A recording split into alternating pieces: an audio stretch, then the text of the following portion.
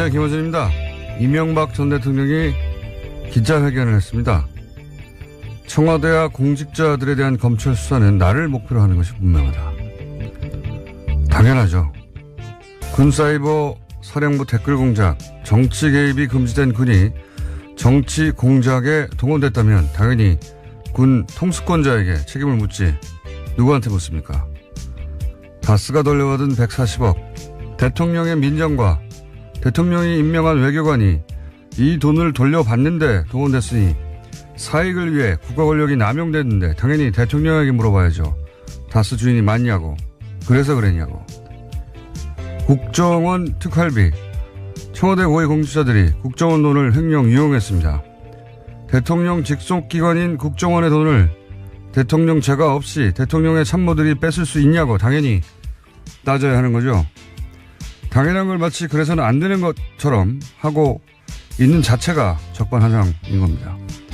오히려 전직 대통령이라서 마침 직전 대통령이 수감됐든지라 그리고 김관진, 임관빈처럼 본인에게 직접 책임이 닿을 사람들은 어떻게든 빼내서 지금까지 검찰 수사를 피해왔던 거 아닙니까? 평창올림픽 성공을 소망하시던데 다른 사람들이 잘 알아서 할 테니까 걱정하지 마시고 건강을 잘 챙기시기 빕니다. 건강하셔야 합니다. 김원준 생각이었습니다.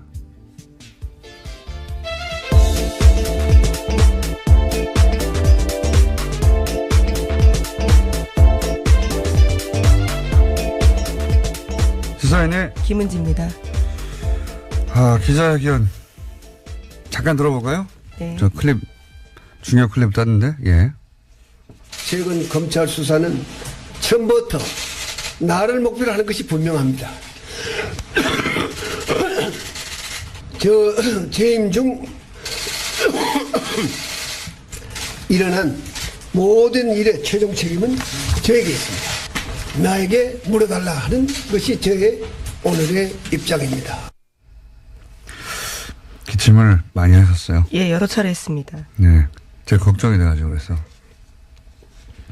이 기자 회견은 제가 보기에는 하지 말았어야 할 기자회견이에요.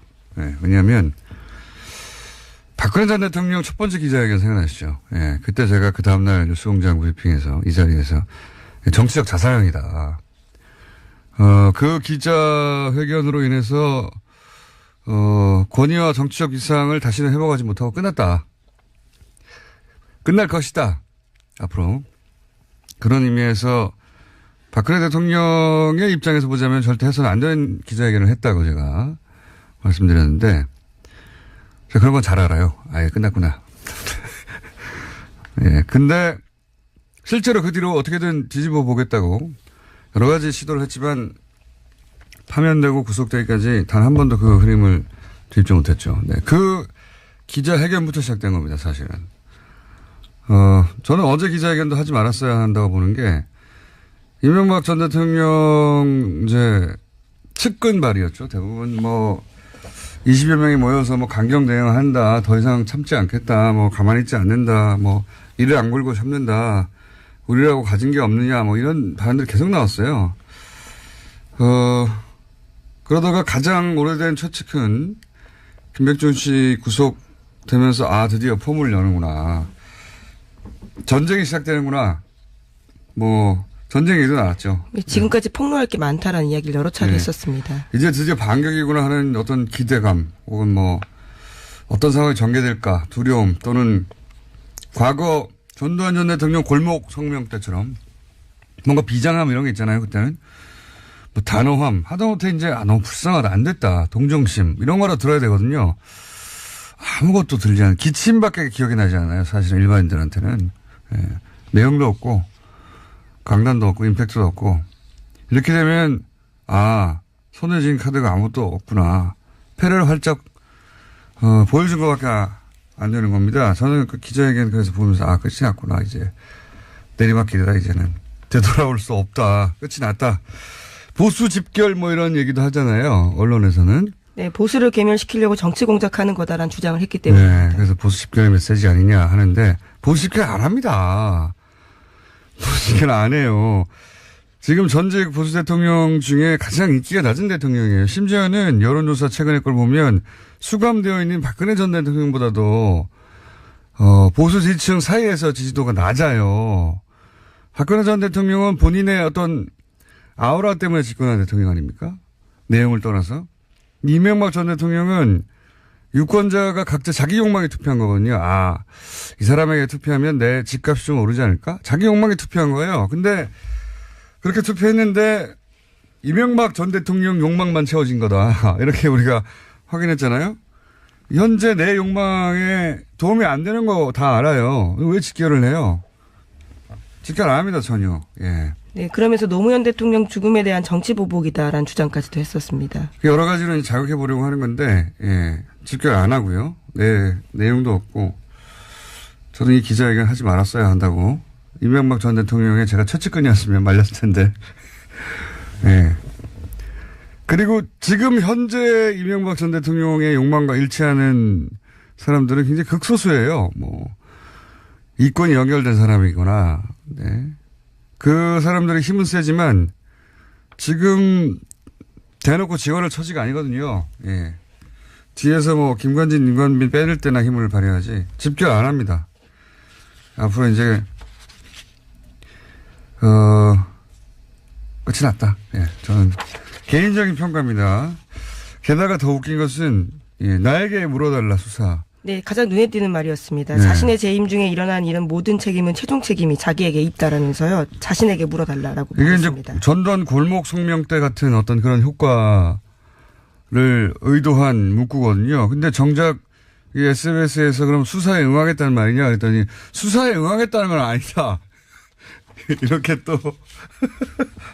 네, 아직 요구받지도 않은 검찰 수사에는 응하겠다는 뜻은 아니다라고 했고요. 수사에 응하겠다는 뜻은 아니다. 사무실에서 나가는 길에 기자들이 붙잡고 물어봤습니다. 그 뜻이 뭐냐고요. 그러니까 아무 말도 하지 않고 나갔습니다. 예, 그 나중에 이제 SBS가 따로 취했나 본데, 그럼 수사에 응하겠다는 뜻입니까? 그러니까 수사에 응하겠다는 뜻은 아니다. 무슨 말이에요? 이게 이메일 보내라는 겁니까? 나한테 궁금한 거 있으면? 네, 이 보도에 따르면 측근들은 이명박 전 대통령이 마지막까지 성명서 문안 직접 다듬었다라고 하고요. 특히 모든 책임을 나에게 물어라라는 표현을 자기가 썼다라고 합니다. 아니 그러니까요. 나에게 물어달라는 게 이게 이제 그 밑에 사람들이 계속해서 불고 있으니까 밑에 사람들 이제 그 소환에 조사하지 말고 그런 의미인데 그러면 나한테 물어라고 해야 되잖아요. 그래서 나한테 물어라고 했어요. 그래서 그럼 나한테 물어봐도 됩니까? 그러니까 안 된다는 거 아니에요. 예, 이메일 하라는 건지 문자 하라는 건지 이게 너무 웃겨요. 나에게 물어라. 그래놓고 나를 차라리 구치소에 넣어라 뭐 이런 식의 강하게 나가야 되는데 그럼 수사에 응하시겠다는 겁니까? 그건 아니다. 이게 뭡니까? 이 기자회견 하지 말았어야 하고요. 예, 끝이 났다고 봅니다 저는. 자, 근데 관련해서 어제 나왔던 그 여러 가지 주변 이야기 중에 가장 의미 있는 그 내용은 정두원 전 의원이 얘기를 했어요. 여기 TBS 예, 김종대의 색다른 네, 시선. 6시입니까? 네. 제가 6시 반인가 그 시간을 몰라가지고. 네, 색다른 시선 김종배입니다에서 한 이야기입니다. 네. 거기서 히트 저걸 하나 냈습니다. 그러니까 김백준 키맨이지만 진짜 더 키맨은 김희중 전 청와대 제1부속실장이다 하고 그 내부를 잘 아는 사람으로서 정두원 전 의원이 지적을 했습니다. 여기서. 그러니까 네, 실제로 검찰에 가서 굉장히 중요한 지시들을 많이 했습니다. 이명박 전 대통령이 처음 국회의원이 될 때 그때 비서관으로 출발한 굉장히 인연이 오래된 분인데 이제 히스토리가 어디 은행이었죠? 저축은행 네, 솔로몬이었는가? 예, 예. 저축은행 비리 당시에 임석 솔로몬 저축은행 회장으로부터 1억 8천만 원 받은 혐의로 구속 기소가 돼서 1년 3개월 동안 복역한 바가 있습니다. 근데 이때 이제 그 부인이 사망을 했는데 예. 근데 이때 뭐 아무도 빈소에 가지 않았고 문상 가지 않았고 청와대에서 한 명도 가지 않았다. 뭐 그래서 꼭 그것 때문인지는 모르겠습니다만 그것까지 더해져서 대단한 배신감을 느꼈을 것이다. 그리고 그런 연유 때문인지 모르겠지만 지금 굉장히 중요한 진술들을 하고 있죠. 예. 네, 김백준 전 청와대 총무기획관에게 1억 원 받아서 이명박 전 대통령에게 보고했다라는 진술도 했고요. 또 2011년에 이명박 전 대통령이 미국 순방 직전에 달러로 환전한 국정원 특수활동비를 이명박 전 대통령 쪽에 전달했다라는 이야기도 김희중 전 비서실장이 했습니다. 여기서 그 얘기가 나온 겁니다. 이명박 전 대통령 부부라고 어제 보도된 부부라고 보도하고 말하는데 실제 내용을 들어보면 그 김 여사한테도 국정원 특활비를 줬다고 하는 내용이 나왔거든요. 제가 어제도 얘기했지만 대통령 순방할 때는 자기 돈 쓸 일이 없어요. 자기 돈을 쓴다면 뭘 살 때밖에 없습니다. 따로 쇼핑을 한다든가. 안 그렇습니까? 예. 지금까지 이제 대통령과 대통령 주변에 공직에 있는 사람들에 관한 얘기였다면 가족에 대한 이야기가 처음 나온 거거든요. 예. 굉장히 전혀 어디로 튈지 모르는 파괴력 있는 사안인데 그 이야기가 여기서 나온 겁니다. 네, 예. 정두원 전 의원의 표현에 따르면 이명박 전 대통령의 집사 중에 집사, 성골 집사라고도 할 정도로 굉장히 돈 관계를 잘 알고 있다라고 합니다. 이게 실제 한번 살고 나왔는데 그때 이제 전혀 챙겨주지 않았고, 그리고 이제 부인이 사망했는데 아무도 빈소에 오지 않았고, 그래서 최근 검찰 조사를 받고 나서 또 한 번 가야 되는 거 아니에요? 잘못하면. 예. 그래서, 나도 살아야겠다는 그런 문자를 보냈다고 하죠. 네, 오늘 아침 중앙일보 보도인데요. 자신이 2번 구속되는 일을 피하기 위해서라도 관련된 진술을 했다라는 점을 인정했다라고 합니다. 하여튼 여기서 촉발된 그 부인으로 향할지도 모르는, 예. 수사가 과연 어디로 튈지 전혀 다른 파장을 일으킬 수 있는 사안이라고 보는데 그 출발이 지금 김희중 전 부속 실장으로부터 시작됐고요. 그리고 특활비는 지금은 4억 뭐 이런 정도 얘기 나오는데 지금 보면은 그 4억으로 끝났을 것 같지가 전혀 않은 게 현재 김주성 전 국정원 기조실장 발로 이야기가 시작됐는데 그 두 번째 기조실장이 모경만 실장입니다. 이 모경만 실장 시절에도 돈이 갔다고 하거든요. 네, 본인이 인정했습니다. 검찰 조사를 어제 받았는데 거기서 그와 같은 사실들을 인정했다라고 합니다. 특활비 액수는 제가 보기엔 굉장히 커질 거라고 보고요. 예. 저는 박근혜 전 대통령 때 건네졌다고 하는 특활비, 예. 훨씬 더 클 거라고 봅니다. 왜냐하면 돈에 관한 규모가 크신 분이라서, 예. 한번 이렇게 땡겨왔는데, 되는데, 그리고 영수증 안 남는데, 본인은 안 들킨다고 생각하는데, 지속적으로 땡기지 않았을 리가 없다라고 저는 전망하는 바, 액수는 훨씬 더 커질 거라고 저는 전망하는 바입니다. 네, 청와대 쪽 요구가 있을 경우에는요, 수시로 자신이 관리하던 국정원 특활비 가운데 수억 원을 현금으로 만들어서 청와대에 전달한 정황도 포착했다라고 합니다. 요건 관련해서 자유한국당이 그렇게 목소리를 높이고 있지 않지 않습니까? 네. 돈 많이 갖다 봅니다, 저는 여기. 네, 어제 이명박 전 대통령의 입장과 같은 취지의 이야기들을 냈습니다. 대변인 논평요. 대변인 논평 정도 가지고, 만약에 여기서, 예, 되칠 게 있었다면 아주 크게 세게 나왔겠죠. 거리두기를 거기서도 시작한 걸로 저는 보이고요. 예.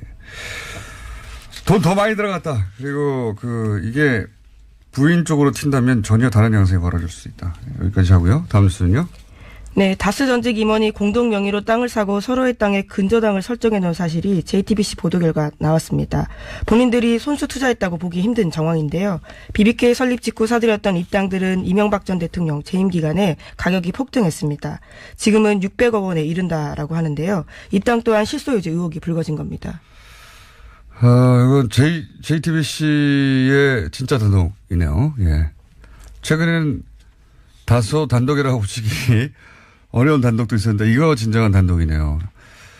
여기서 키포인트는 두 개라고 봅니다. 하나는 이 시점이 도곡동 땅을 팔아서 그 돈의 일부가 200억대였죠. 250억 몇 억이었던가요? 일부가 다스로 들어갔다까지는 당시 검찰 수사 발표도 있었어요. 근데 나머지 돈이 어디 갔는지 확인 안 됐거든요. 요 시점에 그 돈이 이 땅을 사는 데 쓰였을 가능성이 있다. 첫 번째고요. 두 번째는 교차 근저당 뭐 이거는 뭐 그 이명박 전 대통령의 실소유 땅으로 의심되는 모든 부동산이 등장하는 겁니다. 특징이죠. 예, 예.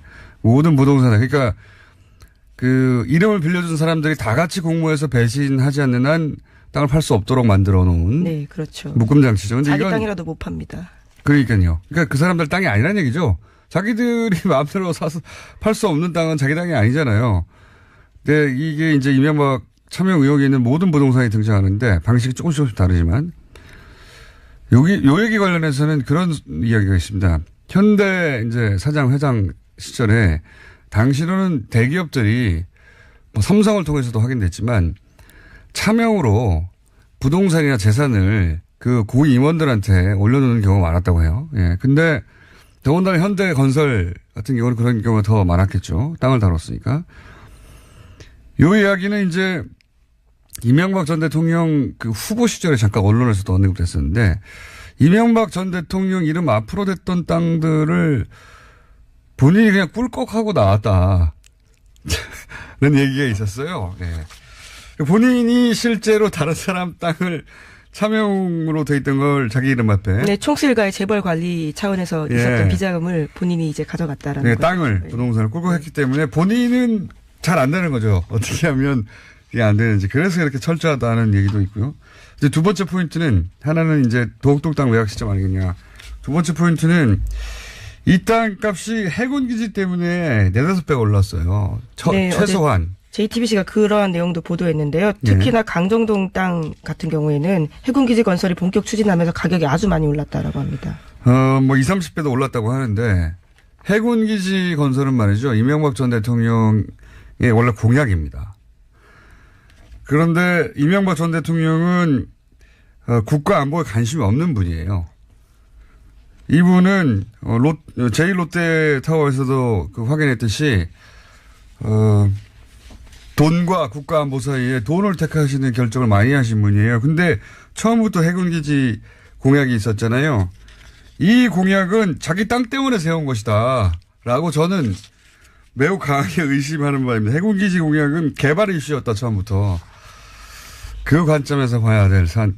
해군기지는 원래부터 얘기가 있었어요. 있긴 있었는데 그 이명박 전 대통령 시절에 엄청나게 강하게 추진했죠.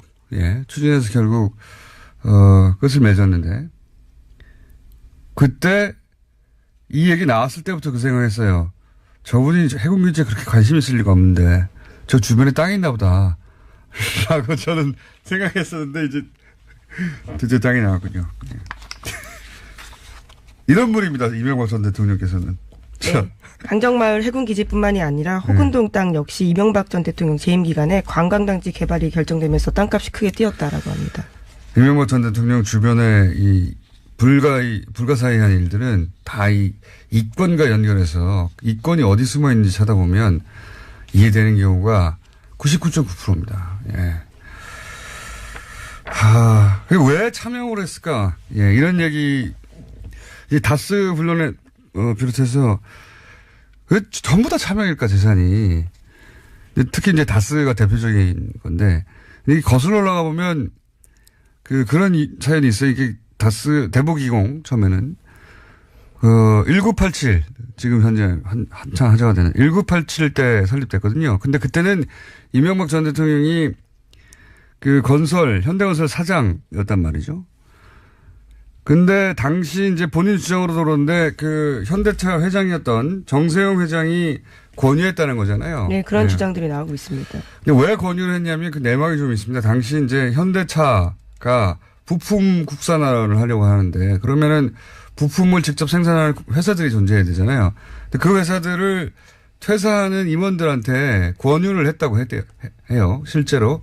그러니까 그런 차원에서 당신도 정세영 회장이 동창이거든요, 고대.